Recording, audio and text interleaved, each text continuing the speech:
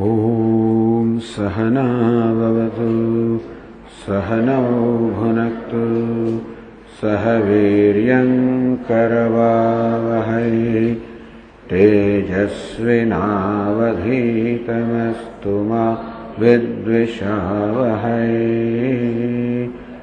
ॐ शान्ति शान्ति शान्तिः। ॐ पूर्णमदः पूर्णमिदं पूर्णात् पूर्णमुदच्यते पूर्णस्य पूर्णमादाय पूर्णमेवावशिष्यते। ॐ शान्ति शान्ति शान्तिः। विश्वं दर्पणदृश्यमाननगरे तुल्यं निजान्तर्गतम् पश्यन्नात्मनि मायया बहिर्भूतं यथा निद्रया। यः साक्षात् कुरुते प्रबोधसमये स्वात्मानमेवाद्वयम् तस्मै श्रीगुरुमूर्तये नमः। श्रीदक्षिणामूर्तये वागीशायस्य वदने लक्ष्मीर्यस्य च वक्षसि यस्यास्ति हृदये संवित् तं नृसिंहमहं भजे। ॐ नमः परमहंसास्वादिक चरणकमलचिन्मकरन्दाय भक्तजनमानसनिवासाय श्रीरामचन्द्राय विश्वसर्गविसर्गादि नवलक्षणलक्षितं श्रीकृष्णाख्यं परं धाम जगद्धाम नमामतं। सच्चिदानन्दरूपाय विश्वोत्पत्त्यादिहेतवे तापत्रयविनाशाय श्रीकृष्णाय वयं नमः। यं प्रव्रजन्तमनुपेतमपेतकृत्यं द्वैपायनो विरहकातर आजुहाव पुत्रेति तन्मयतया तरवोऽभिनेदुः तं सर्वभूतहृदयं मुनिमानतोऽस्मि। संसारसागरे मग्नं दीनं मां करुणानिधे कर्ममोहगृहीताङ्गं मामुद्धर भवार्णवात्। श्रीमद्भागवताख्योऽयं प्रत्यक्ष कृष्ण एव हि स्वीकृतोऽसि मया नाथ मुक्त्यर्थं भवसागरे। मनोरथो मदीयोऽयं सफलः सर्वथा त्वया निर्विघ्नेनैव कर्तव्यः दासोऽहं तव केशव। शुकरूपप्रबोधज्ञ सर्वशास्त्रविशारद एतत्कथा प्रकाशेन मदज्ञानं विनाशय। जन्माद्यस्य यतोऽन्वयादितरतः चार्थेष्वभिज्ञस्वराट् तेने ब्रह्महृदाय आदिकवये मुह्यन्ति यत्सूरयः। तेजो वारिमृदा यथा विनिमयो यत्र त्रिसर्गो मृषा धाम्ना स्वेन सदा निरस्तकुहकं सत्यं परं धीमहि। અગિયારમા 21મા અધ્યાયમાં કર્મકાંડના તાત્પર્ય વિશે ચર્ચા ચાલી રહી છે કે કર્મકાંડનું તાત્પર્ય શું છે. આગળ કહેવામાં આવ્યું ફલશ્રુતિયમ નૃણામ નૃણામ ન શ્રેયો રોચનમ પરમ, કે કે વેદની અંદર જે બધું સ્વર્ગ વગેરેનું રોચક વર્ણન કરવામાં આવે છે એની એ ફલશ્રુતિ છે. એનું તાત્પર્ય માત્ર સ્વર્ગ વગેરેનું વર્ણન કરવામાં નથી, પરંતુ શ્રેયો વિવક્ષા પ્રોક્તમ એ મુખ્ય તાત્પર્ય નથી. માત્ર મનુષ્યોને કર્મમાં રુચિ જન્માવા માટે, જેમ નાના બાળકને ગોળની લાલચ આપીને દવા પીવડાવવામાં આવે તેવી રીતે આ લોકોને સ્વર્ગની લાલચ આપીને એમની પાસે સત્કર્મ કરાવવા માટે, એ દ્વારા અંતઃકરણ શુદ્ધિ માટે આ તાત્પર્ય છે. બાકી કે સ્વર્ગમાં વેદોનું તાત્પર્ય નથી. એવમ વ્યવસ્થિતમ કેચિત, કારણ કે ત્યારે જુએ છે કે આ માણસ બિચારો જાત જાતની યોનિમાં જન્મ લઈ રહ્યો છે, તો સ્વર્ગ દ્વારા વેદ વળી પાછો એને આ જન્મ મૃત્યુના ચક્રમાં ફસાયેલો રાખવાનું શામળ પસંદ કરે? કોઈ પસંદ ના કરે. એવમ અવ્યવસ્થિતમ કેચિત અવિજ્ઞાય, વેદનો આ જ અભિપ્રાય છે. એ કેટલાક મીમાંસક લોકો, જેને કુબુદ્ધય કહેવામાં આવ્યા, કુબુદ્ધિ લોકો એટલે કે અવિવેકી લોકો, વેદમાં તાત્પર્ય, અને કુબુદ્ધિ એટલા માટે કે વિષય ભોગની વાસનાને કારણે એમની બુદ્ધિમાં વક્રમાં વિકૃતિ આવી ગઈ છે. કારણ કે આ ગ્રંથમાંથી આપણને જે રોચક લાગે એ જ વસ્તુ આપણે મહત્વની માનીએ, તો જે લોકો આ વિષય વાસનામાં ફસાયેલા છે એ લોકોને આ જે ફલશ્રુતિ સ્વર્ગ વગેરે છે એ જ એનું મુખ્ય તાત્પર્ય લાગે છે. કામિન કૃપણા લુબ્ધા પુષ્પેશુ ફલબુદ્ધય, આ કામી લોકો છે, કૃપણ છે, દીનહીન છે, લોભી છે, અને ખરેખર તો પુષ્પમાં ફળબુદ્ધિ ધરાવે છે. એટલે આ બધી જે સ્વર્ગ વગેરેના વર્ણન કરનારી વાણી જે છે એ પુષ્પ સમાન રમણીય લાગે. આપણું આજનું કેસડાનું પુષ્પ જે રમણીય છે, પરંતુ જેમાં કોઈ સુગંધ નથી હોતી. પણ જે પુષ્પમાં ફળ બુદ્ધિ, આ જ ફળ છે, આ તો પુષ્પ છે ભાઈ, આ ફળ નથી. પુષ્પેશુ ફલબુદ્ધય અગ્નિમુગ્ધા ધૂમતાંતા, એટલા જ માટે આ સ્વર્ગ વગેરેની પ્રાપ્તિ માટે જે બધા યજ્ઞ યાગાદી કર્મ કહેવામાં આવે છે એમાં જ મુગ્ધ થયેલા, એને કારણે આ દેવયાન પિતૃયાન આ પ્રકારનો માર્ગ પ્રાપ્ત કરનારા વળી પાછા અહીંયા સંસારમાં ભ્રમણ કરનારા લોકો ન વિદંતી, પછી તેથી આવું ભટકી ગયેલા હોવાને કારણે આત્મ તત્વનું જ્ઞાન થતું જ નથી. આત્મરૂપે કોણ છે? નતે મામંગ જાનંતી હૃદયસ્થમ્ય ઇદમ યતઃ, જે જગતમાં, જેમાંથી આ જગત છે, જે આ જગતના રૂપમાં છે, હું પરમાત્મા વાસ્તવમાં આત્મા છું, હૃદયમાં વિરાજમાન છું, પણ એની દ્રષ્ટિ હંમેશા બહાર ભોગમાં હોવાને કારણે આત્મ સર્વહેલા મને એ લોકો ઓળખી શકતા નથી. ઉક્ત શસ્ત્ર હ્યસુતૃપ યથા નિહાર ચક્ષુષ, ઉક્ત એટલે કર્મ જ માત્ર એક એમની પાસે સાધન છે. અસુતૃપ એ માત્ર પોતાની ઇન્દ્રિયો તૃપ્ત કરનારા છે. નિહાર ચક્ષુષ, એમની આંખો જાણે કે ધૂંધળી થઈ ગઈ છે, માટે જે નજીકનું છે સ્પષ્ટ જોઈ શકતા નથી. તો ભગવાન કહે છે કે ભાઈ આ વેદનું તાત્પર્ય શું છે? વેદ મેં જ પ્રગટ કરેલા છે, તો મારો શું અભિપ્રાય છે? તે મેં મતમિદમ અવિજ્ઞાય પરોક્ષમ વિષયાત્મકા, ભગવાન કે સ્પષ્ટ રૂપથી મેં મારો અભિપ્રાય પ્રગટ નથી કર્યો, પરોક્ષ રૂપથી પ્રગટ કર્યો છે કે વેદનું તાત્પર્ય તો મોક્ષમાં છે, આ સ્વર્ગ વગેરેમાં નથી. કર્મમાં હિંસા આવે, પશુઓની હિંસા આવે, એમાં વેદનું તાત્પર્ય નથી. હિંસાયામ યદિ રાગ સ્યાત, જો હિંસામાં તમને રાગ હોય, માંસ ભક્ષણમાં રાગ હોય, તો યજ્ઞેવ, તો માત્ર યજ્ઞ પૂરતી મર્યાદિત રાખો. એટલા માટે એમને યજ્ઞમાં હિંસા મળીને અનુમતિ આપવામાં આવે છે, જેથી એમને સંકોચ થાય, પરિસંખ્યા. આ હિંસાને સંકુચિત કરવા માટે એમને યજ્ઞ પૂરતી મર્યાદિત રાખવામાં આવી છે, જેથી બીજી બધી હિંસાથી મુક્ત થાય. પણ આ અભિપ્રાય જાણતા નથી, અને હિંસાને જે લોકો મુખ્ય માને હિંસા વિહારા, હિંસાની અંદર વિહાર કરનારા.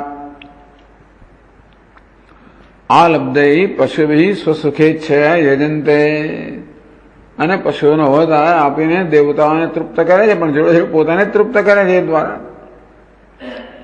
ખલાહા અદુષ્ટ લોકોનો ઈરાદો શું હોય છે? કેવી રીતે યજ્ઞની અંદર પશુઓનો વધ કરીને પોતાની ઇન્દ્રિયો તૃપ્ત કરવી. સ્વપ્નોપમમ લોકમ અનંત અસંતમ શ્રવણ પ્રિયમ. આ સ્વર્ગલોક કેવું છે? દુનિયામાં કેવી? સ્વપ્ન ઉપમમ, સ્વપ્ન સમાન છે. ટૂંકમાં મિથ્યા છે, એ નિત્ય નથી, અનિત્ય છે. અને તેથી પ્રાપ્ત થયા પછી સ્વપ્ન જેવી રીતે પૂરું થઈ જાય તેવી રીતે ગમે તે વસ્તુ પૂરી થઈ જવાની છે. અસંતમ શ્રવણ પ્રિયમ, માત્ર સાંભળવામાં પ્રિય લાગે એ વસ્તુઓ છે, વાસ્તવમાં એમનામાં કોઈ સત્યતા નથી. આશિષો હૃદય સંકલ્પ્ય ત્યજંત્યર્થાન યથા વણિક. એ લોકો તો સ્વર્ગમાં આ પ્રકારના બધા ભોગ ભોગવીશું એ પ્રકારની બધી કલ્પનાઓ કરીને સ્વર્ગમાં આપણે આ પ્રકારના ભોગ ભોગવીશું એવી કલ્પના કરીને આ લોકમાં જે પ્રાપ્ત છે ગુમાવે છે. આ કર્મકાંડની અંદર ઘણા ધનનો વ્યય કરવો પડે. જે ધન પ્રાપ્ત થયું છે કર્મકાંડમાં એ લોકો ગુમાવે છે. શેના માટે? કે મેં સ્વર્ગમાં આ પ્રકારના ભોગ ભોગવીશું. જેમ કે વણિક હોય એ દૂરના દેશની અંદર ખૂબ બધું ધન રોકે કે હું અત્યંત ધનવાન બની જઈશ અને બધું ગુમાવે, તેવી રીતે આ લોકો જે અહીંયા પ્રાપ્ત કરે એ પણ ગુમાવે છે. રજસ સત્વતમો નિષ્ઠા રજસ સત્વતમો જુષ ઉપાસરે ઇન્દ્ર મુખ્યાન. જેવું સ્વભાવ એ પ્રકારના દેવતાની ઉપાસના કરે છે. યજંતે સાત્વિકા દેવાન યક્ષ રક્ષામ રાજસા પ્રેતાન ભૂતગણામ સાન્યે યજંતે તામસા જનાહ. ગીતામાં કહેવામાં આવ્યું કે સાત્વિક લોકો છે એ દેવતાઓનું યજન કરે છે, રજોગુણી લોકો છે યક્ષ રાક્ષસનું યજન કરે છે, તમોગુણી લોકો છે એ ભૂત પ્રેતનું યજન કરે છે. ન તથૈવમાં, પરંતુ ભગવાન કે આ લોકો ગુણની અંદર જ રહેતા છે. હું જે ગુણથી પરે છું એ મારું યજન કરતા નથી, પણ એ લોકો પોતાના ગુણ પ્રમાણે ટૂંકમાં ત્રૈગુણ્ય વિષય વેદા. આ વેદનો કર્મકાંડ વિભાગ છે એ 3 ગુણની અંદર રમણ કરનારો છે. અને મનુષ્યનો સ્વભાવ આ 3 ગુણો પર આધાર 3 ગુણથી બનેલો છે. એટલે સ્વાભાવિક છે કે પોતે જે પ્રકારનો ગુણ ધરાવતા હોય એ પ્રકારની વસ્તુ આપણે પસંદ હોય.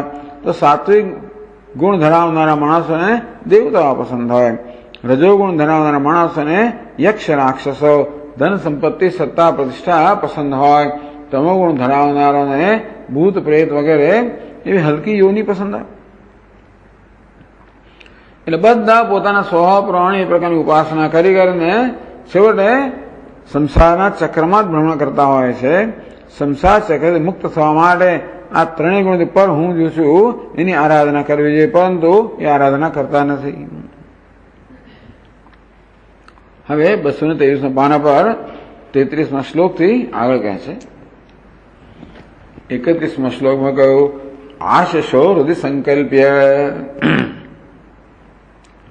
પોતાના હૃદયમાં જાત જાતના સંકલ્પો કરે છે, મનોરથો કરે છે. શેખ છેલ્લી જેમ કરે ને તેવી રીતે આ લોકો પણ સ્વર્ગ વિશે અનેક પ્રકારના મનોરથો કરે છે. એ કેવી જાતના મનોરથો કરે છે, કેવા સંકલ્પો કરે છે એ 33-34મા શ્લોકમાં બતાવે. 33મા શ્લોકમાં પહેલા બતાવે છે. ઈષ્ટ્વેહ દેવતા યજ્ઞૈર ગત્વા રમસ્યામહે દિવે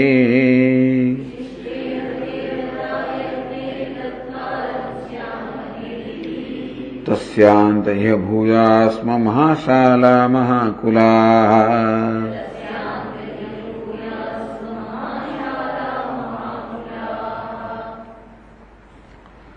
ઈષ્ટ્વા ઇહ દેવતાઃ દિવી રમસ્યા યજ્ઞૈઃ ઇહ દેવતાઃ ઈષ્ટ્વા. ઇહ એટલે કે ભૂમો, પૃથ્વી પર. ટૂંકમાં જેને આપણે જયારે પૃથ્વી પછી ત્યારે યજ્ઞૈઃ દેવતાઃ ઈષ્ટ્વા, યજ્ઞ દ્વારા અમે દેવતાઓની યજન કરીશું.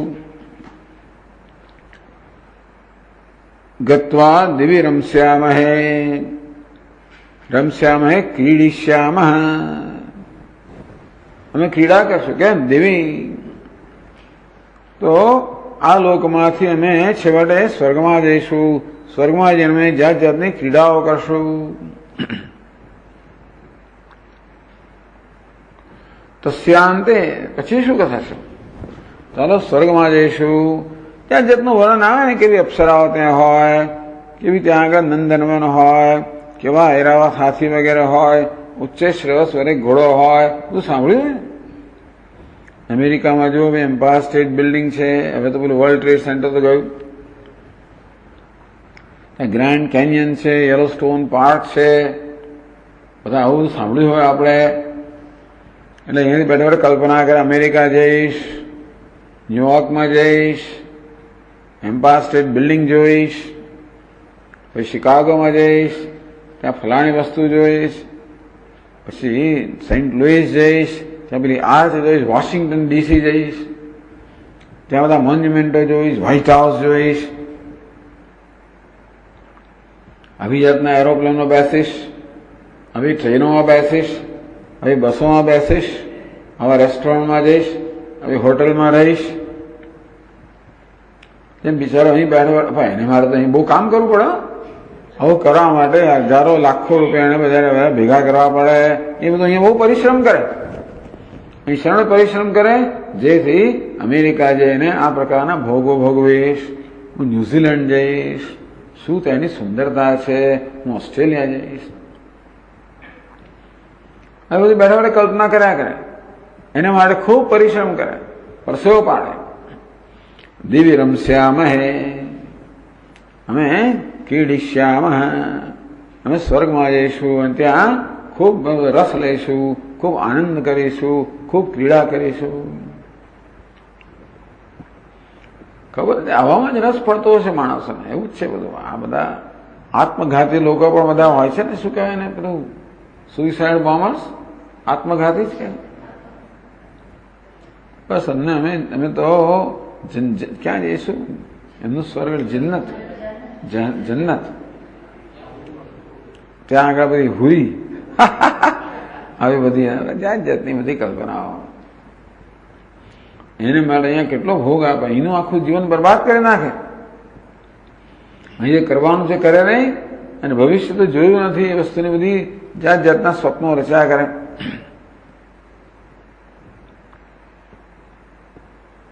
પછી આગળ તસ્યાંતે, વળી સ્વર્ગના બધા ભોગો ભોગવીને, તસ્ય ભોગસ્યંતે ભૂયાસ્મ મહાશાલા મહાકુલા ભૂયાસ્મ.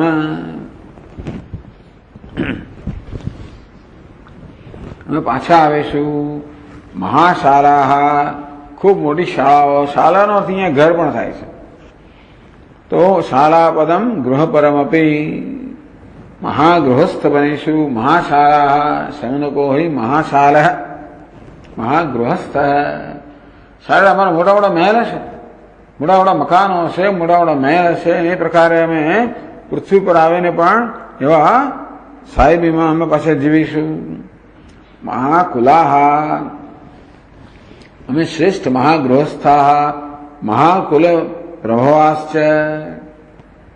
અને મોટા મોટા સરસ ઉચ્ચ કુળની અંદર અમારો જન્મ થશે. શુચિનામ શ્રીમતામ ગેહે, બસ અમે સંસ્કારી શ્રીમાન કુટુંબમાં જન્મ લઈશું, મહાગૃહસ્થ બનીશું, ખૂબ મોટા મોટા અમારા મહેલ હશે. આ પ્રકારની આશીષો હૃદય સંકલ્પ્ય. તો જો આ જે લોકો કામિના કૃપણા લુબ્ધા, માણસો સ્વભાવ જેવો હોય એ પ્રકારની બધી કલ્પનાઓ કરે, તો કામી અત્યંત કામના ધરાવનારાઓ, બિચારા દીનહીન, હંમેશા વિષયોની વાસનાથી, તો એને કારણે સતત યાચના કરનારાઓ,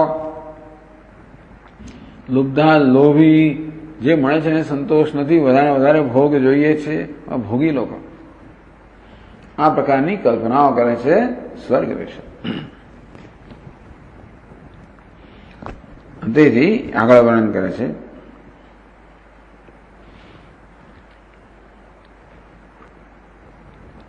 એવં પુષ્પિતયા વાચા વ્યાક્ષિપ્ત મનસામ નૃણામ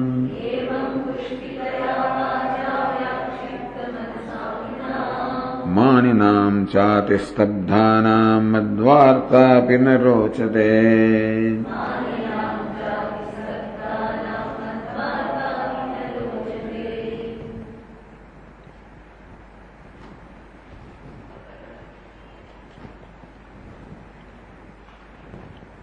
एवं पुष्पतया वाचा पुष्पस्थानीय स्वर्गादिपरया वेदवाचा. પણ અર્થવાદ કહેવામાં આવે છે. વેદનું પ્રયોજન શું છે, તાત્પર્ય ક્યાં છે? આ લોકોને કર્મમાં જોડવાનું છે. વેદ જાણે છે કે જો કંઈક લાભ નહીં મળે તો આ લોકો કર્મ કરવાના નથી. કોઈ નિષ્કામ કરવા માટે તૈયાર નથી, બધા સકામ કરવા માટે તૈયાર છે. અને તેથી એમને કર્મમાં જોતરવા માટે આવી જાત જાતના અર્થવાદ અર્થાત જે ફળ મળવાનું છે એની એવી રીતે રમણીય વાણીમાં વર્ણન કરે છે. એવં પુષ્પતયા વાચા પુષ્પસ્થાનીય સ્વર્ગાદિપરયા વેદવાચા. તો વૃક્ષ પર જેમ પુષ્પ હોય, વૃક્ષ કેવું રમણીય દેખાય, એને કારણે અંદર જે બધી બખોલો બધું હોય એ બધી વસ્તુઓ છુપાઈ જાય, એ બધું જોવામાં ના આવે. ક્યારેક ક્યારેક ફળ પણ કડવા હોય વગેરે. તો પુષ્પથી જ જે લોકો લોભાઈ જાય છે અને ફળનું ચિંતન કરતા નથી કે આ વૃક્ષ પર ફળ કેવું છે, પુષ્પથી જ લોભાઈ જાય. વ્યાક્ષિપ્તમ મન યેષામ. અને તેથી એનું મન એકદમ આકર્ષાય એટલે મન વિક્ષુબ્ધ થઈ જાય. બસ એ જ વસ્તુનું ચિંતન કર્યા કરે. એને કારણે એ વસ્તુ કેમ પ્રાપ્ત કરવી એનો મનોરથ કર્યા કરે, કયા કર્મ કરીએ વગેરે એ પ્રકારના મનોરથો કર્યા કરે.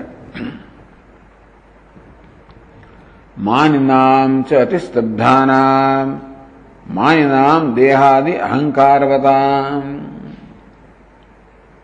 તો આ પ્રકારે માની કહો, ઘમંડી કહો, દેહ વગેરેમાં અહંકાર, તીવ્ર અહંકાર ધરાવનારા, એને કારણે અત્યંત માની ઘમંડી લોકો. અતિસ્તબ્ધાનામ ગર્વિતાનામ નૃણામ. તો અત્યંત અહંકાર ધરાવનારા, ગર્વ ધરાવનારા, ઘમંડ ધરાવનારા, એટલે બીજું કોઈ સાંભળે નહીં પાછું. એટલે વયમ ધીરા સ્વયં ધીરા પંડિતમ મન્યમાના અવિદ્યાયામ અંતરે વર્તમાના. આમ તો અવિદ્યાની અંદર જ બિચારો ફાંફા માર્યા કરે છે, પછી જાણતા નથી. સ્વયં ધીરા પંડિતમ મન્યમાના. અમે તો ધીર પુરુષો છીએ, પંડિત છીએ, વિદ્વાન છીએ, જ્ઞાની છીએ, કુશળ છીએ એવું માનનારા. એટલા જ માટે બીજી કોઈ વસ્તુ સાંભળવા તૈયાર ના થાય એ લોકો. કે જે મદ વાર્તા પી ન રોચતે, મદ વાર્તા પી ન રોચતે. ભગવાનની વાત સુદ્ધામાં એમને રસ ના પડે કે આ છોડો ભાઈ હવે તમે કોઈ વિષય વાર્તા કરો, અને વિષયની વાર્તામાં રસ પડે, ભગવાનની વાર્તામાં કોઈ પ્રકારનો રસ ના પડે. અતસ્તે મત પ્રવણત્વ ભાવાત નિત્યમ સંસારિણ્યો ભવંતી ભાવ. મત પ્રવણત્વ ભાવાત, ભગવાનમાં એમની કોઈ પ્રવણતા નથી, ભગવાનમાં એમની કોઈ તત્પરતા નથી, ભગવાનમાં એમની કોઈ જાતની પ્રવૃત્તિ નથી. આમ મીમાંસક લોકો ભગવાનો માનતા નથી પાછા. દેવતાઓ માને ખરા, દેવતાઓ કર્મફળ આપે, પણ એક કર્મફળદાતા છે, જગતનું સર્જન કરનાર, પાલન કરનાર, લય કરનાર ઈશ્વર છે, એવી એ લોકોને કોઈ સ્વીકાર નથી કરતા. આ બધા દેવતાઓ વાસ્તવમાં જે અંગ છે એક ઈશ્વર છે. દેવતાઓ ભલે અનેક કર્યા પણ ઈશ્વર એક છે. આ બધી વસ્તુઓ જે છે એ તો એ લોકો ઈશ્વરમાં સ્વીકાર નથી કરતા, કર્મફળદાતાનો સ્વીકાર નથી કરતા. કર્મ દ્વારા જ કર્મફળ મળે છે, એમાં તમારે કોઈ કર્મફળદાતા ઈશ્વરની શું જરૂર છે વગેરે. અતઃ મત પ્રવણત્વ ભાવાત, સર્વ કર્મનું ફળ આપનાર ઈશ્વર છે એ પ્રકારની ધારો કે આપણને સમજ હોય તો આપણે ઈશ્વર ના ઋણી બનીએ ને તો પછી ઈશ્વરમાં આપણને ભાવ જન્મે. પણ કર્મ કિમ પરમ, કર્મ તજ જડમ. પૂછો હોય ને ભાઈ, કર્તુરાજ્ઞયા પ્રાપ્યતે ફલમ. એટલે જ રમણ મહર્ષિ કર્તુરાજ્ઞયા ફલમ પ્રાપ્યતે, કર્તાની ઈશ્વરની આજ્ઞાથી ફળ પ્રાપ્ત થાય છે. કર્મ કિમ પરમ, શું કર્મ સ્વયં ફળ આપવા શક્તિમાન છે? તજ જડમ, કર્મ તો જળ છે, એ જળ વસ્તુ કઈ ફળ આપી શકે? ક્રતૌ સુપ્તે જાગ્રત ત્વંસ ફલયોગે ક્રતુમતા. ક્રતૌ સુપ્તે, ક્રતુ એટલે કર્મ તો સુઈ જાય એટલે કે નષ્ટ થઈ જાય. કર્મ કર્યા પછી કર્મ નષ્ટ થઈ જાય. એ કર્મ તો પોતાનું ફળ આપવા હાજર હોતું નથી. ફળ તો ભવિષ્યમાં આવે, બીજા દેશમાં, બીજા કાળમાં, બીજા સંજોગોમાં આવે. આ દેશમાં, આ કાળમાં, આ સંજોગ થયેલું કર્મ તો નષ્ટ થઈ ગયું કર્યા પછી. તો કર્મ અને કર્મફળને જોડનારી કડી કઈ છે? ત્વમસી ફલયોગે ક્રતુમતામ. ભગવાન એક જાગ્રત છે, ભગવાન ચૈતન્ય છે, ભગવાન બધાના સાક્ષી છે. એ જોવે છે કે અત્યારે કર્મ આના વડે કરવામાં આવ્યું છે, અને એ જાણે છે કે આ કર્મનું શું ફળ હોવું જોઈએ અને કયા સંજોગોમાં, કયા સ્થળે, કયા સમય મળવું જોઈએ. આ પ્રકાર સર્વજ્ઞ હોવાને કારણે આ જ્ઞાન ધરાવે છે. તેથી એ સમય, એ સ્થળ, એ સંજોગો આવે એટલે કર્મનું ફળ એ આપતો હોય છે. તો આવું બધું જ્ઞાન ચેતનતા જોઈએ ને. આવું જ્ઞાન ત્યાં ચેતનમાં હોય, જળમાં ન હોઈ શકે. કર્મ જળ છે. કર્મ કિમ પરમ, કર્મ તજ જડમ. પણ એ લોકોને કર્મ જડા કહેવામાં આવે છે. કર્મમાં એટલા બધા એ લોકો જડ છે કે એટલા બધા આગ્રહી છે કે એ ઈશ્વરનો પણ સ્વીકાર કરતા નથી. મદ વાર્તા આપીને રોચતે. ભગવાન કે મારી વાર્તા પણ એ લોકોને રુચિકર લાગતી નથી. એક તો પોતાના વિશે અનેક બધા વહેમ ધરાવનારા હોય, એમને આ બધાની કોઈ જરૂર ના લાગતી હોય, આ બધો સ્વીકાર કરનારા ના હોય. એમનું મન તો માત્ર આ બધા સ્વર્ગમાં જે અનેક પ્રકારની ક્રીડાઓ અમે કરશું એની રત હોય. એને કારણે કયા કયા બધા કર્મ કરવા, કેવી રીતે કરવા એની યોજનાઓ ચાલ્યા કરતી હોય. મન હંમેશા એમનું વિક્ષિપ્ત જ રહેવાનું આ બધાની અંદર. અને તેથી એ લોકો બહિર્મુખ હોય. જો અંતર્મુખતા જન્મે તો ભગવાન માટે આત્મ પ્રેમ જન્મે, એ જન્મતી જ નથી. અને તેથી એ બહિર્મુખતાને કારણે ભગવાનની વાત સુદ્ધા એ લોકોને ગમતી નથી.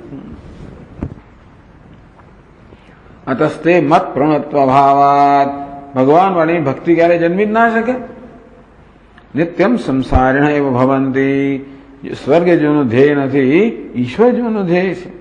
એ લોકો સ્વર્ગ પરાહ, કામાત્માના સ્વર્ગ પરાહ. જન્મ કર્મ ફલપ્રદામ ક્રિયા વિશેષ બહુલામ ભોગ ઈશ્વરે ગતિમ પ્રતિ.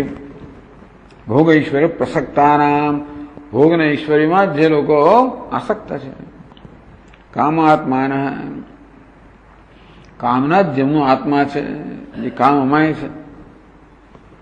અત નિત્યમ સંસારિણ ભવંતી. હંમેશા એ લોકો સતત સંસારના ચક્રમાં જ ઘૂમતા રહે છે, એવો એનો અર્થ થયો.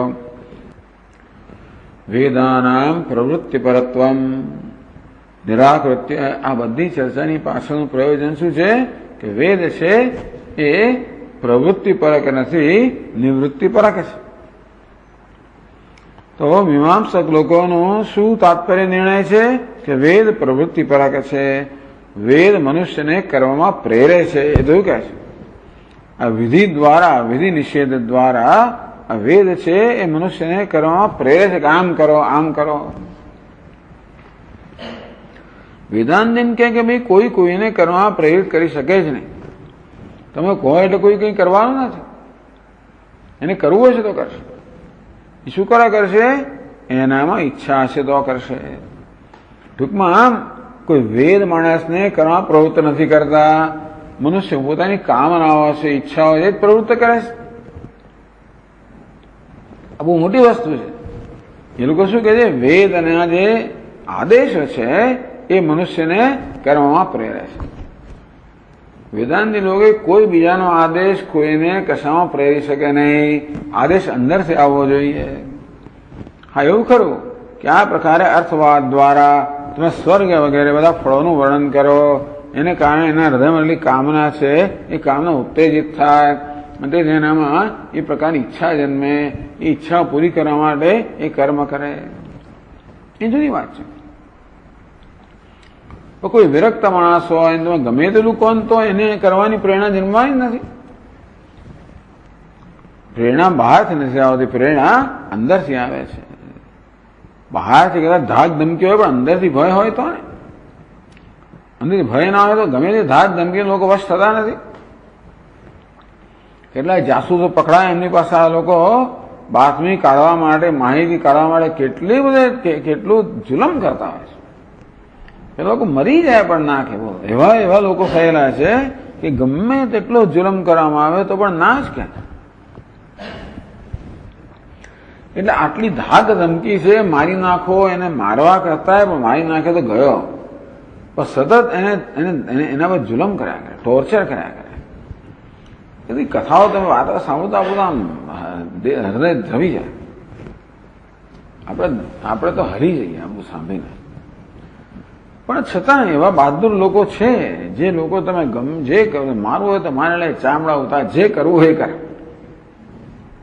પણ નહીં કહેતા નહીં જ કહે. ચાલો, પણ કહેવાનો ભાવ એ છે કે કોઈ પણ મનુષ્યને પ્રેરણા બહારથી નથી આવતી, પ્રેરણા તો અંદરથી જ આવે છે. બહારના વાક્યો તો નિમિત્ત બને છે. એના હૃદયની અંદર જે બધી કામનાઓ રહેલી છે, કામનાઓને ઉત્તેજિત કરવામાં આવે છે આ પ્રકારના રમણીય બધી વાણીવાળા વર્ણનથી. અને એ વસ્તુ એનામાં જે કામના રહેલી છે તો એ કામનાને ઉત્તેજિત કરે છે અને એ કામનાની પાસે કર્મ કરાવે છે. અવિદ્યા, કામ, કર્મ. આમ કર્મ હંમેશા કોઈને પ્રકારની કામનાનું પરિણામ છે. એ કામના શેનું પરિણામ છે? વાસનાનું પરિણામ છે. કેવી વાસના? ભોગ વાસનાઓ રહેલી હોય એટલા માટે આ ભોગને ઉત્તેજિત કરનારી વાણી છે, એમની વાસનાઓ ઉત્તેજિત થાય, એમાં કામના જન્મે, બધી કર્મ જન્મે. એટલે વેદ પ્રવૃત્તિ પરક નથી. વેદ આપણને પ્રવૃત્તિમાં જોડે છે એવું નથી. તો આ લોકો તો ત્યાં છે કે વેદ નિવૃત્તિ પરક છે. વેદનું તાત્પર્ય તો નિવૃત્તિમાં છે, પ્રવૃત્તિમાં નથી. એટલે આગળ કહેવામાં આવે ને ભાઈ કે ફલશ્રુતિયમ નૃણામ.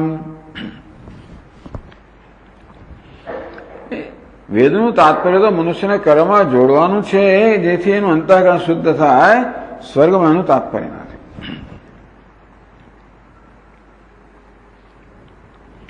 એ વાતનો ઉપસંહાર કરે છે 35મા શ્લોકમાં કહે છે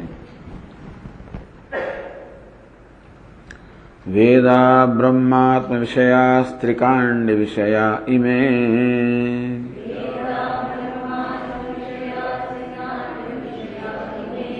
પરોક્ષવાદા ઋષય પરોક્ષમ મમ ચ પ્રિયમ.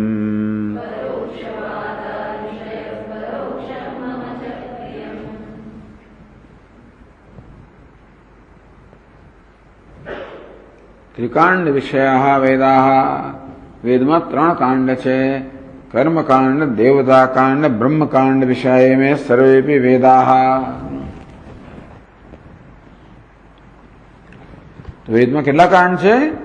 કર્મકાંડ, દેવતાકાંડ, ઉપાસનાકાંડ, જેને આપણે આરણ્યક કહીએ છીએ. એક તો જે બ્રાહ્મણ જેમાં કર્મનું નિરૂપણ છે, બીજું છે આરણ્યક જેમાં ઉપાસનાનું નિરૂપણ છે, જે ઉપનિષદ જેમાં બ્રહ્માત્માનું નિરૂપણ છે.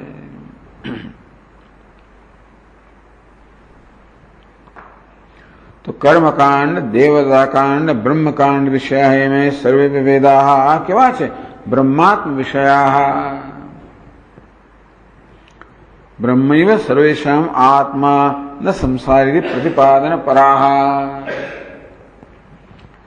વેદાંતિન લોકોનો તાત્પર્ય નિર્ણય કેવો છે કે બ્રહ્મ એ સર્વવેદનું તાત્પર્ય છે, કર્મ વેદનું તાત્પર્ય નથી. બ્રહ્મ વેદનું તાત્પર્ય છે. બ્રહ્મ એટલે જ્ઞાન યોગેન સાંખ્યાનામ, કર્મ યોગેન યોગિનામ. સાંખ્ય એટલે નિવૃત્તિ પરાયણ. સાંખ્યા સંન્યાસિના કેવા છે? નિવૃત્તિ પરાયણા.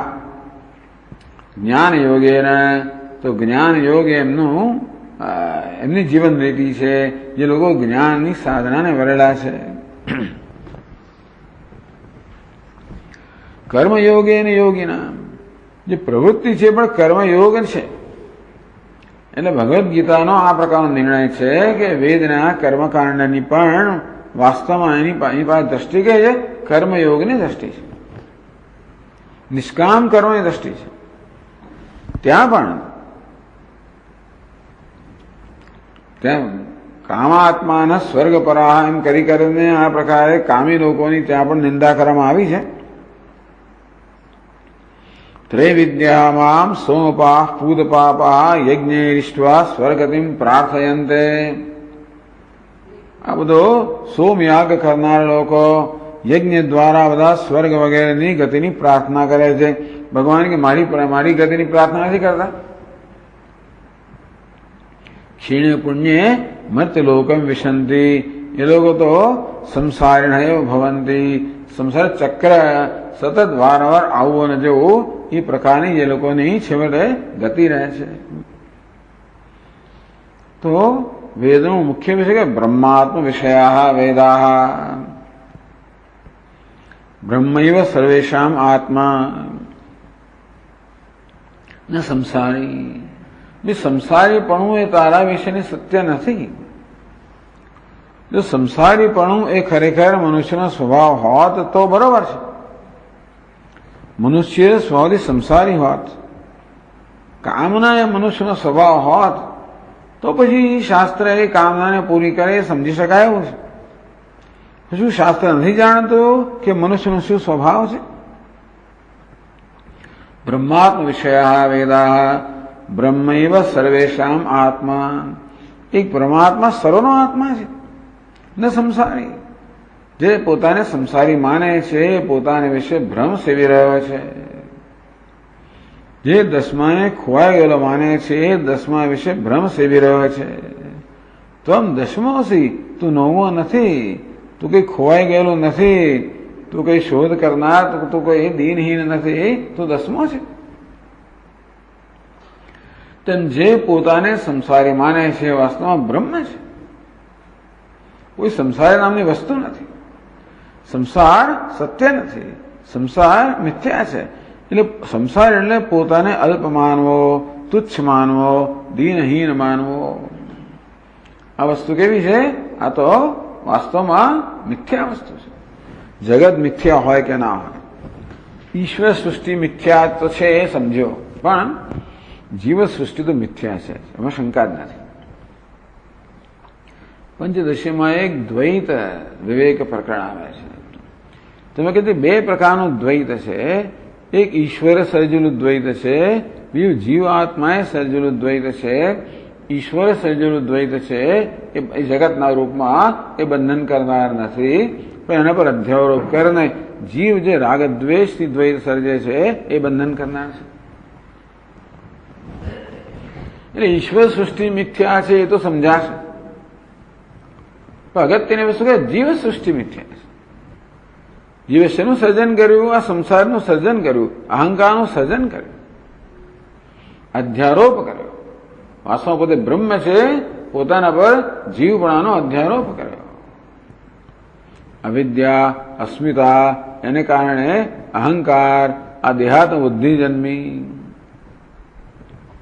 દેહાત્મ બુદ્ધિને કારણે અહંકાર જન્મ્યો, હું આટલો જ છું, વધારે નહીં.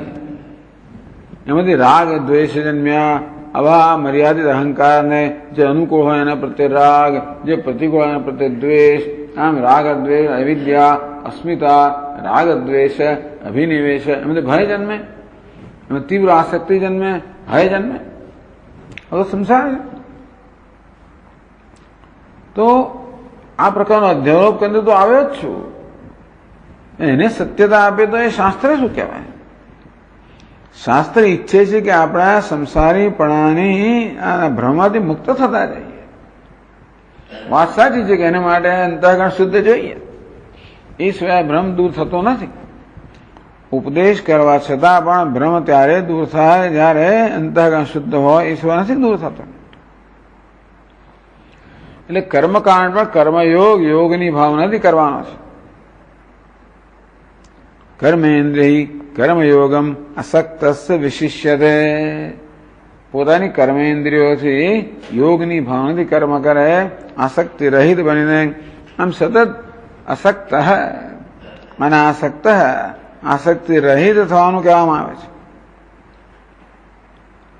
આસક્તિ જે મનુષ્યને સંસારી બનાવે છે, ફસાવે છે, માટે આસક્ત રહિત બનવાનું કહેવામાં આવે છે. તો આ પ્રકારે તો જ મનુષ્યનું કલ્યાણ થવાનું છે, તો જ પોતાના સ્વરૂપને જાણી શકવાનું છે, તો જ એનું કલ્યાણ થશે.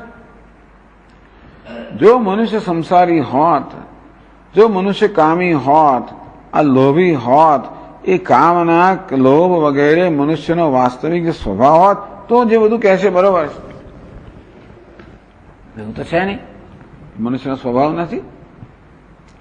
એટલે બ્રહ્મૈવ સર્વેષામ આત્મન સંસારી પ્રતિપાદન પરાહ વેદાહ. આ ત્રણેય કાંડની અંદર આવું પ્રતિપાદન કરવામાં આવે છે. કર્મકાંડમાં, ઉપાસના કાંડમાં અને વેદ અને બ્રહ્મકાંડની અંદર ઉપનિષદમાં તો પ્રત્યક્ષ રૂપે પ્રતિપાદન છે કે તત્વમસી અહમ બ્રહ્માસ્મિ એમ કરીને, અથવા ભગવદ્ ગીતા જેવી રીતે તો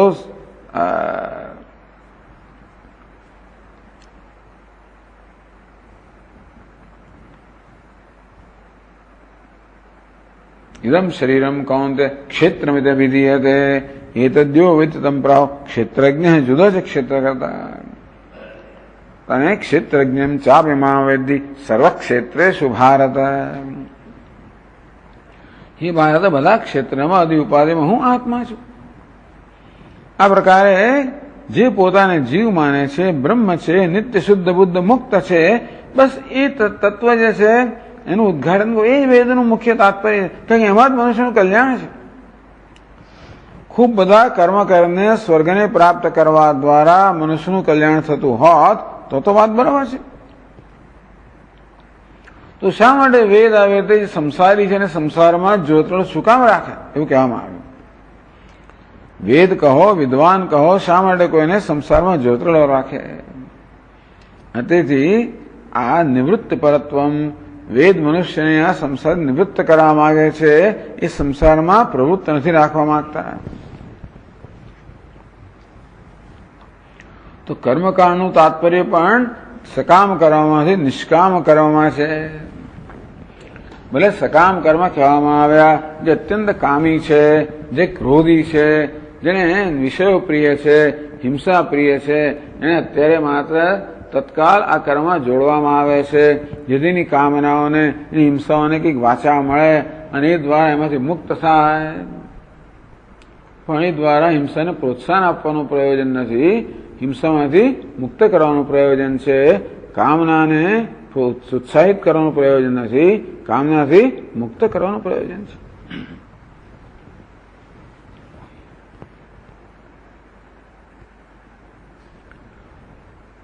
તત્પરત્વ પ્રતીતૌ છે, પણ આ સમજ નથી પડતી.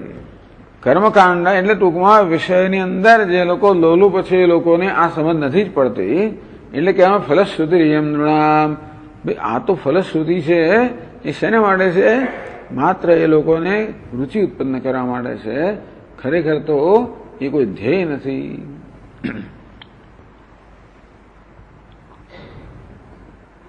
પરોક્ષવાદા ઋષય, અલા ભાઈ તો સ્પષ્ટ કેમ કહેતા નથી? કર્મકાંડમાં, ઉપાસના કાંડમાં પરોક્ષ કહેવામાં આવ્યું, ઉપનિષદમાં પ્રત્યક્ષ કહેવામાં આવ્યું. પરોક્ષવાદા ઋષય,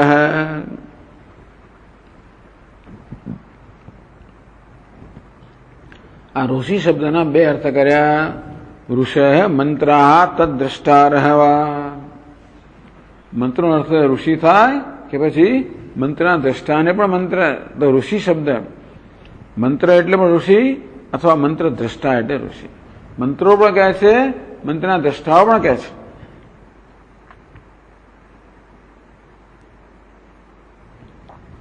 કે પરોક્ષમેવ અસ્ફુટમેવ સ્વઅભિપ્રાયમ વદંતી.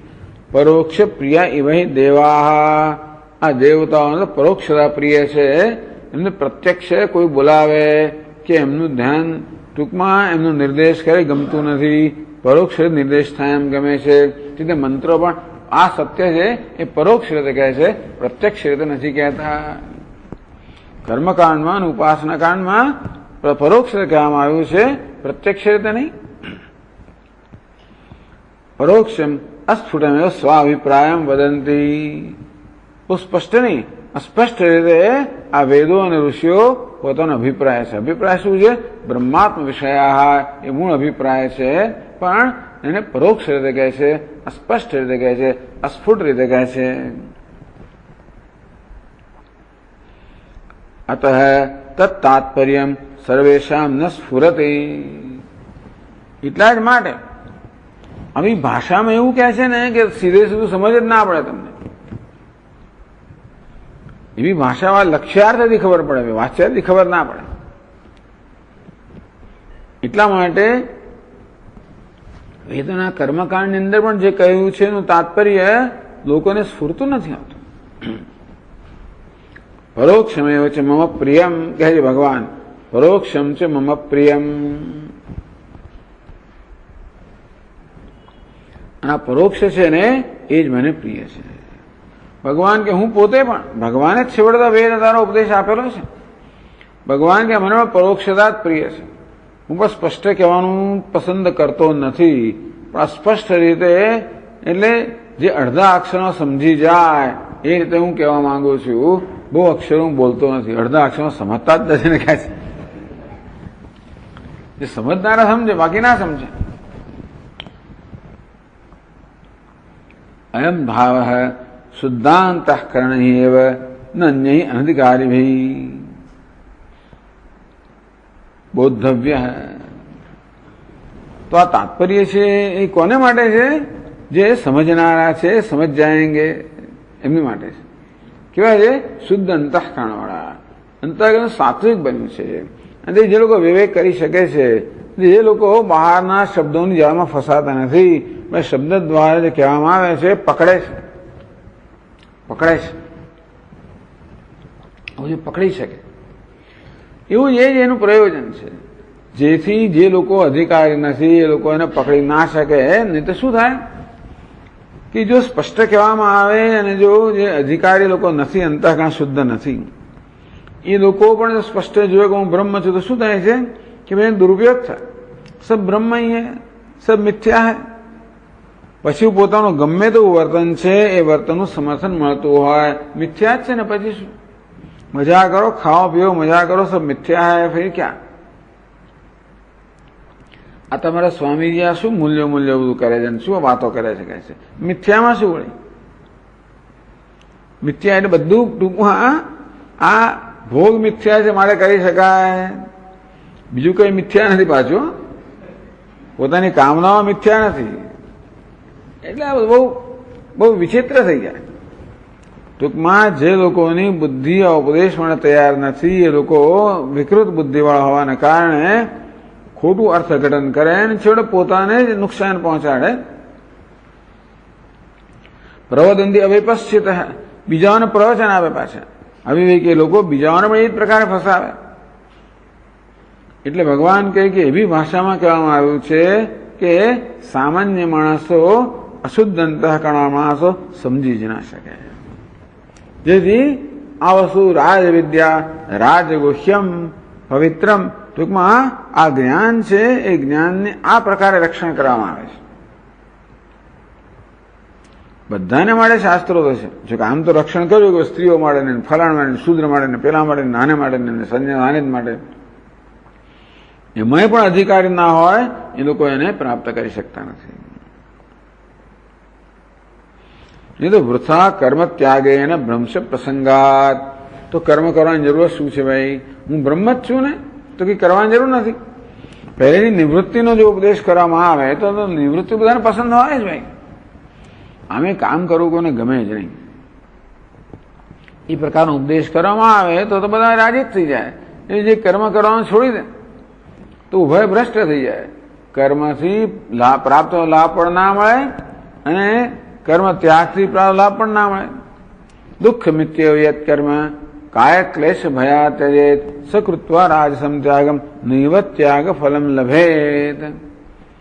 આ પરિશ્રમ છે, આવી કોઈ તકલીફ કોણ લે? એમ કરીને કાયાના ક્લેશના ભયથી જે લોકો થઈ જાય છે એ લોકોને ત્યાગનું ફળ મળતું નથી. ત્યાગનું ફળ છે જ્ઞાન, એ ના મળે. એટલા માટે ભગવાન કે પરોક્ષમેવ છે મમ પ્રિયમ, મને પણ આ પરોક્ષ જ પ્રિય છે. તો પછી જૈમિન્યાદય કેવી રીતે થાય બ્રહ્મપરત્વ ન વર્ણયંતી? ચલો આપ તો હવે સામાન્ય માણસોને ન સમજ પડે, પણ જૈમિની વગેરે ઋષિઓ જે છે એ લોકોએ જ આવું વર્ણન કર્યું છે, એવું કેમ? શું જૈમિની વગેરે મહાપુરુષો પણ આ આપનું તાત્પર્ય જાણતા નથી, એનો અર્થ એવો થયો? કેવી તથા વેદસ્ય બ્રહ્મપરત્વ ન વર્ણયંતી? કેમ જૈમિની વગેરે એમ કહે છે કે વેદ તો સ્વર્ગ પર છે, કામ આત્મા સ્વર્ગ પરાહ, સ્વર્ગ એ જ પરમ પુરુષાર્થ છે, બ્રહ્મ પરમ પુરુષાર્થ એવું નથી કહેતા. તો ચાલો આપે જે કહ્યું સામાન્ય માણસને લાગુ પડે, જૈમિની વગેરે ઋષિઓને કેમ લાગુ પડે? એ તત્ર મામ યદા વેદત્વમ કોપી ન વેદ. ભગવાન કે મારા સિવાય વેદનું તત્વ કોઈ જાણતું નથી. નમે સુરગણા નમે વિદુઃસુરગણા પ્રભવમ ન મહર્ષય અહમ આદિ દેવાનામ મહર્ષિણામ ચ સર્વશ. અરે ભાઈ દેવતાઓ અને ઋષિઓ પણ મારું રહસ્ય નથી જાણતા, કારણ કે એ લોકો મારાથી ઉત્પન્ન થયેલા છે ને, એમનાથી પહેલાનું છે, એમનું કારણ છે, એ કાર્યરૂપ મને જાણી ના શકે. એ વાત પછીના શ્લોકમાં કહે છે. શબ્દ બ્રહ્મ સુદુર્બોધમ પ્રાણેન્દ્રિય મનોમયમ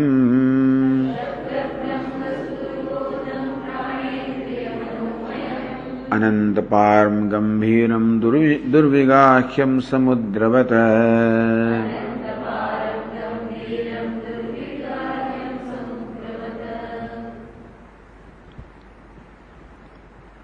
શબ્દ બ્રહ્મ એટલે વેદ. આ વેદને શબ્દ બ્રહ્મ કહેવામાં આવ્યો, કારણ કે શબ્દના રૂપમાં બ્રહ્મ છે. વેદ છે એ ભગવાનની નો વાંગમય અવતાર છે.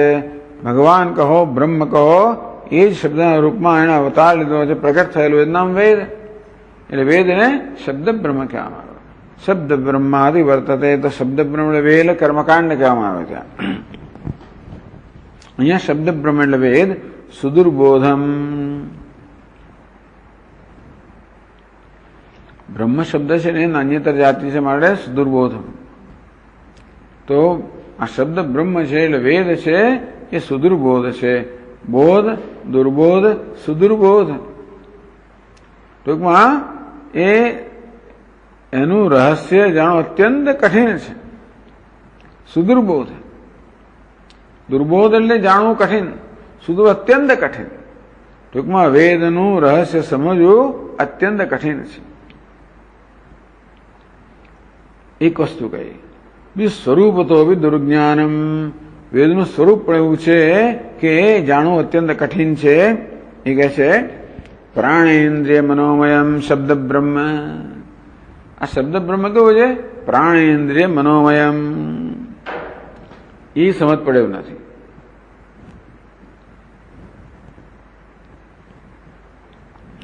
તો આ વાણી જે છે એની ચાર અવસ્થાઓ છે. પરા પશ્યંતી, મધ્યમાં વૈખરી. પ્રથમમ પ્રાણમયમ પરાખ્યમ. પહેલા તો આ પ્રાણમય છે. વાણી જે છે સૌથી પહેલા પ્રાણમાં આવે, પછી મનમાં આવે, પછી બુદ્ધિમાં આવે, પછી આ કંઠમાં આવે. એ પ્રકારની ચાર અવસ્થાઓ કહેવામાં આવે. તો પ્રથમ પ્રાણમયમ પરાખ્યમ, જે પરાવાણી છે એ પ્રાણમય છે. તતઃ મનોમયમ પશ્યંત્યાખ્યમ. આ પશ્યંતી વાણી જે છે કેવી છે? મનોમય છે. પછી ઉપલક્ષણ થયા બુદ્ધિમયમ મધ્યમાખ્યમ. મધ્યમાં વાણી છે એ બુદ્ધિમાં છે. તો એ પરા છે એ તો સામાન્ય રીતે મૂલાધાર એને એનું સ્થાન કહેવામાં આવે છે.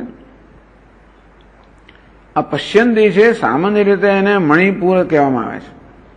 મણિપુર ચક્રમાં પશ્યંતીનું સ્થાન છે. પરા પશ્યંતી મધ્યમાનું સ્થાન છે હૃદયની અંદર, અને વૈખરીનું સ્થાન છે કંઠમાં. મૂલાધાર, પછી મણિપુર, અનાહત, ચક્ર અને છેવટે કંઠ. તો આ રીતે પરાવાણી એટલે તો ચૈતન્ય, પશ્યંતી એટલે અવ્યક્ત, મધ્યમાં એટલે વ્યક્ત મનમાં થાય, વૈખરી એટલે વાણી દ્વારા વ્યક્ત થાય. આ ચાર અવસ્થા કહેવામાં આવી. અહીં કહ્યું છે મનોમયમ પશ્યંત્યાખ્યમ અનાહત ચક્રસ્થમ. અનાહત ચક્રમાં મન છે એટલે હૃદયમાં મન રહેલું છે ને, એટલે અનાહત ચક્રમાં આ પશ્યંતી નામની વાણી છે. બુદ્ધિનું સ્થાન જે છે બુદ્ધિમયમ મધ્યમાખ્યમ હૃદયે મણિપુર ચક્રસ્થમ. તો એ હૃદયમાં છે, પણ હૃદય મણિપુર નથી, હૃદય તો અનાહત છે, એટલે થોડી ગડબડ છે અહીંયા આગળ.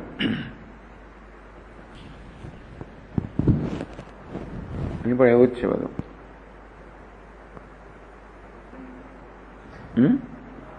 અનાહત એટલે હૃદય, વિશુદ્ધ ચક્ર એટલે કંઠ. એટલે મૂલાધાર, મણિપુર, અનાહત અને વિશુદ્ધ.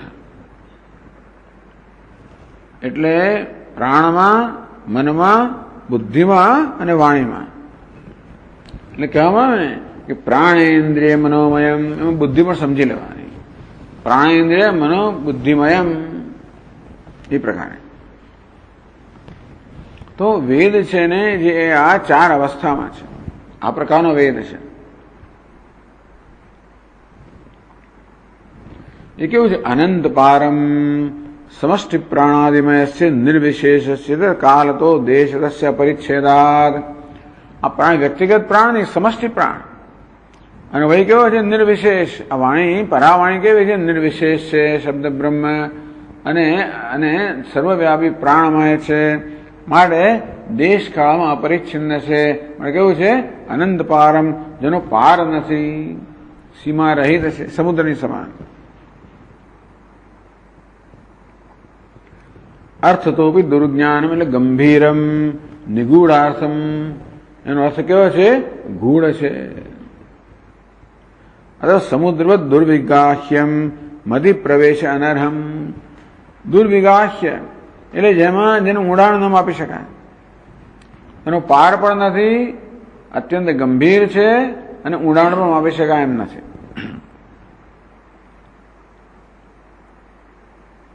તથા ચ શ્રુતિ ચત્વારી વાક પરિમિતા પદાની તાની ચત્વારી વાક પરિમિતાની પદાની તાની વિદુ બ્રાહ્મણ એ મનીષિણ. આ વાણી છે, શબ્દ બ્રહ્મ છે, એ કેવી? પરિમિત. પરિમિતાની પદાની રૂપાણી ચત્વારી એ મનીષિણો બ્રાહ્મણ વિદુઃ. એ જ વસ્તુ શ્રુતિમાં કહેવામાં આવી છે. ગુહાયામ ત્રીણી નિહિતાની. આ ચાર વાણી છે, એમાંની ત્રણ તો ગુહામાં એટલે ગુફામાં જ નિહિત છે, ગુફાની અંદર મુકાયેલી છે, ગુફામાં ઢંકાયેલી છે.